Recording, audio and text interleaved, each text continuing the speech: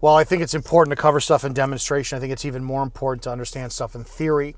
Majority of the videos that we do on here are always going to be for entertainment purposes, to show what visually people want to see. And the problem is with martial arts in general, if you can't apply it, what the fuck does it matter if we're putting it out there, right? All of us to some degree are putting massive theory out there. So in response to the Tan Sao video I did yesterday, I'll take a comment. I think that it's important you guys know whether or not I'm full of shit teaching a martial art that's been around for 300-400 years, and many other people teach this. This is from Jeffrey Kean. While you may know the terminology, you fail to know the concept or application. Your understanding of Tan Sao is abysmal. The examples provide represent similar application to the very karate-style blocks you dismiss. Wing Chun is fluid. Tan Sao is dispersing energy movement, which flows into another movement. Your example is misleading at best. There's a whole bunch other outside of that. And he references Steve Lee Swift, of which, and that lineage I'm in. Really quickly, I'll tell you what Tan Sao is. Tan Sao is a movement where your arm is up, your elbow's down, your palm is up. Tan Sao is meant to open the center line. Okay? In theory, you're taught this in the very first movements of the Wing Chun form, Silam Dao, where it's actually not the Tan Sao that shows us this. It's the Fuk Sao. It's the Fuk Sao section where we go 1, 2, 3. What the Fuk Sao section is showing us is that forwarding energy is going forward, right? And any incoming energy based on the domination of the center line with your outside arm is wedged off to the side, or your inside gate is wedged off to the side. That applies for everything. In the Wing Chun first form, Silam Dao, we're static. We face forward, right? The entire form is to teach us to embrace the concept of forwarding energy. Every single thing that we do is forward. It's not until we get to Chum Q that we see that a turning is involved. So, if the Tan Sao is always going forward in the form, how do we wedge things off? Well, if I'm taking the center line, and we could look at this right here, right? I'm taking the center line and you're taking the center line.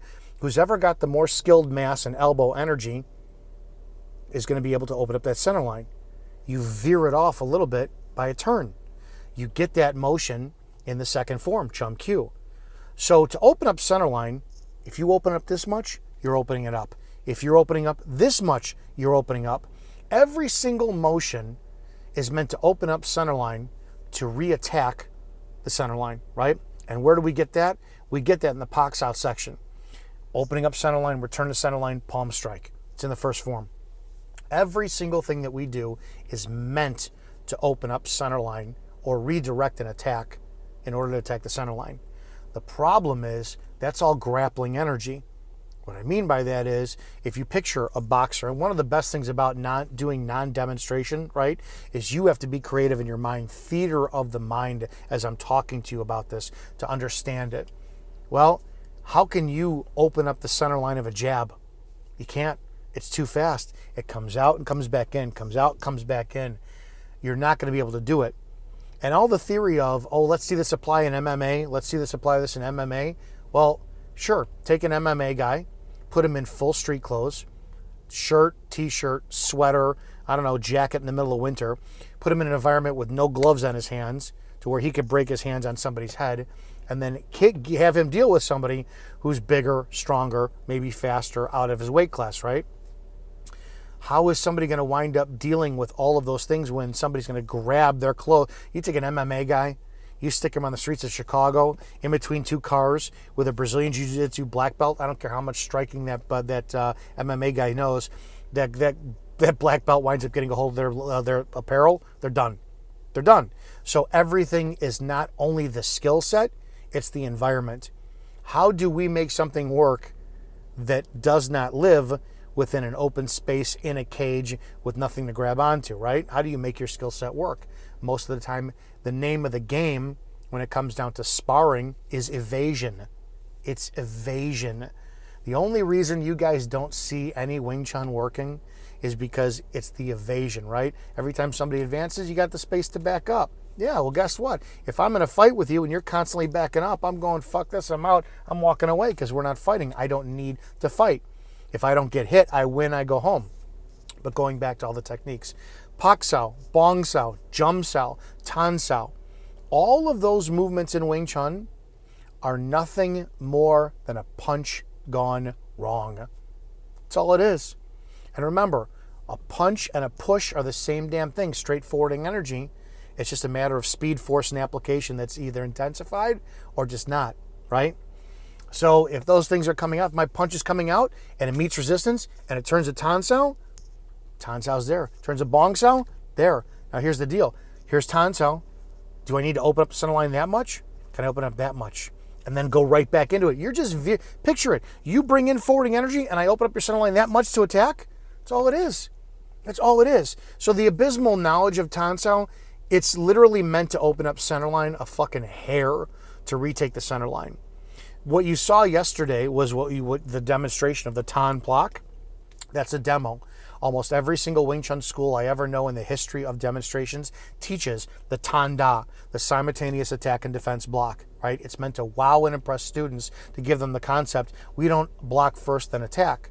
The actual proof of Wing Chun is, instead of 2 beats, 1 movement, right? By attacking, we are defending, which circles back all the way every single time to the punch, right? So that's how that goes. Every single thing that we do in Wing Chun is meant to bridge the gap. If you can't bridge the gap, don't fucking do it. Meaning, if you're squaring off at somebody, your mom's a whore, and I'm 10 feet away from them, why am I going to bridge that gap unnecessarily? We know how fights go in today's day and age. Guys just don't square off and start hitting. They get in, they posture, they huff up, they push. Nobody wants to throw the first punch, right? That's how that is. For all you are saying, let's see this work on the street, it's 100% guaranteed that if you're saying that you've never been in a street fight, you don't know the reality of how things are. It's not meant to be disrespectful. It's just meant to be fact. People don't fucking fight today. Shit. Fighting energy. If you look at, there's a saying that's over the years, if you were born black or born Hispanic, you learn how to box. If you were born white, you learn how to wrestle, right? Take those 3 energies, striking, or those 2 energies, striking or grappling. It's all it is. If you change the environment, does the game work? Wing Chun is based off of concept. Think about something. If I have to walk, no, wrong. If I have to move 10 feet going forward, right? Forward. That's the concept. If I walk 10 feet, I achieve it. If I get down on my hands and knees and I progress 10 feet, I achieve that. If I get down and I roll 10 feet, I achieve it. Doesn't matter what the technique is to cover that 10 feet of distance. All 3 of those things are techniques to get the job done of covering 10 feet of distance going forward. Does that make sense? I always use this analogy, and hopefully this will make sense. Firearms training. Most cops, what do? They stand static, isosceles or weaver stance, controlled environment, finger, then they get their index, come up on sight, front sight alignment, they're firing their rounds. That's training. In application, low light conditions, adrenaline dumps, shooting and moving, all the things that change the variables of getting the job done. You hope to fall back on your level of training based on perfection. So again, going to boil down to this. And we've been talking about this. Anybody who's ever taught Wing Chun over the years has always said that there's a difference between training and application. And I know that there's always going to be new generations of people coming up saying, let's see this in sparring. Let's see this in the MMA. Sparring is a game of tag. That's all. It's a game of gotcha. MMA is a controlled sporting environment. Remove the size limits, remove the weight limits, remove the height limits, take off the gloves, put on clothes, change the environment. If you're dealing with somebody who's drunk and can take 20 punches to the head, nothing happens to them, and you break your hand on their forehead, the environment changes the game of everything. It really does. And then not to mention the fact that we don't know what our enemy is going to do. So I wanted to address that really fast. So you test my knowledge of Tan Sao. It's like anything else.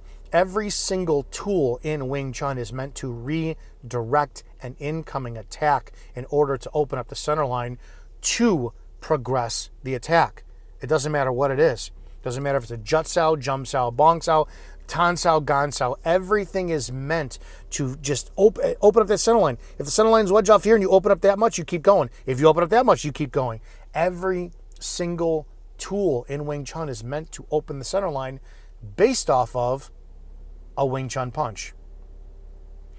So the problem is almost every school out there trains for the Wing Chun punch. Very few schools don't. Very few schools train off of the common boxing, kickboxing, grappling, everything else. So when it boils down to it, and I know I'm getting long-winded, but I want to address this.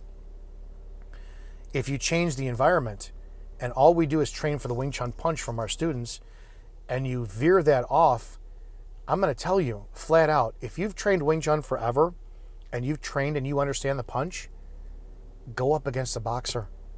Forwarding pressure, constant forwarding pressure with strikes.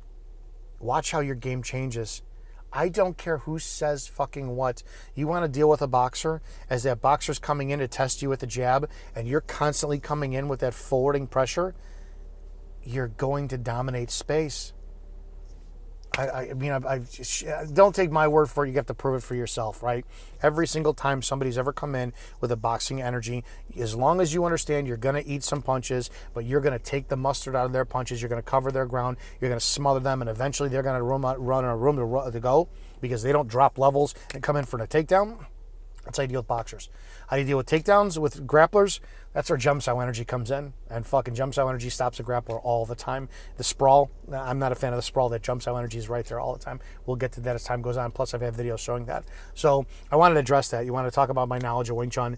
Every single tactic, bong sao, pak sao, tan sao, jump sao, jut sao, everything is a failed punch. A well-executed tan, well-executed bong sao, a well-executed lap sao, a well-executed anything is a failed punch in Wing Chun. So I not for nothing, but I appreciate the comments. But at the same time, I'm doing the videos. I'm out here. I appreciate you fans out there who are doing this. And make sure you hit that thanks button too and show us some love. But for those who have no content on your YouTube video, who are nothing more than comments, who have no balls to put anything out there, your opinion fucking means nothing. But I appreciate the comments because it gives me an opportunity to show those who support the channel. Yes, 25 years in this art, you bet your fucking ass I know what I'm talking about. You guys have a great day. See you in the next video.